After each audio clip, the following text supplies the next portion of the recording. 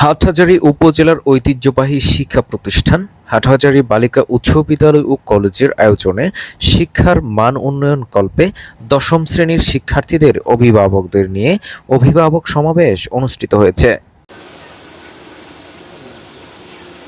রবিবার ৭ জুলাই দুপুরে উক্ত প্রতিষ্ঠানের মাঠে প্রতিষ্ঠান প্রধান মোহাম্মদ গিয়াসউদ্দিনের সভাপতিত্বে ও সহকারী শিক্ষক মোহাম্মদ শাহাদাত হোসেনের পরিচালনায় এতে প্রধান অতিথি হিসেবে উপস্থিত ছিলেন উক্ত প্রতিষ্ঠানের গভর্নিং বডির সভাপতি আলহাজ মোহাম্মদ নুরুল আফসার চৌধুরী।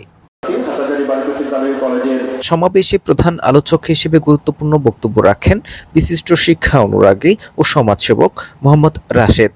ডান্স স্কুল এবং হাই স্কুলের মধ্যে খুবই একটা রিলেশন ছিল। আমরা এখানে খেলাধুলা করতাম। এখন আজকে দেখে আমার মনে পড়তেছে স্কুলের তো আমার অনেক ফ্রেন্ড এখানে আছে 94 ব্যাচে। তো আজকের এই যে প্রধান শিক্ষক সাহেব যখন রেজাল্ট ঘোষণা করতেছে আমি দেখে এটা প্রি টেস্ট, এটা একটা অ্যালার্মিং সিচুয়েশন আপনাদের জন্য। এখন থেকে যদি আপনারা প্রিপারেশন না নেন তাহলে আপনাদের সামনে।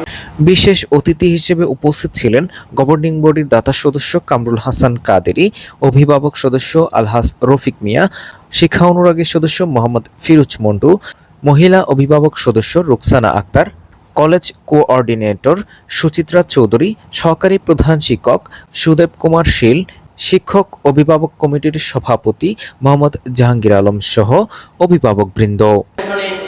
আমরা তো মেয়েকে বিয়ে দেওয়ার জন্য পড়াচ্ছি, এত চাপাচাপি কেন করতেছে? আমার এই কথাটা শুনে অনেক দিন ধরে আমার ভিতরে রিঅ্যাক্ট হয়েছিল।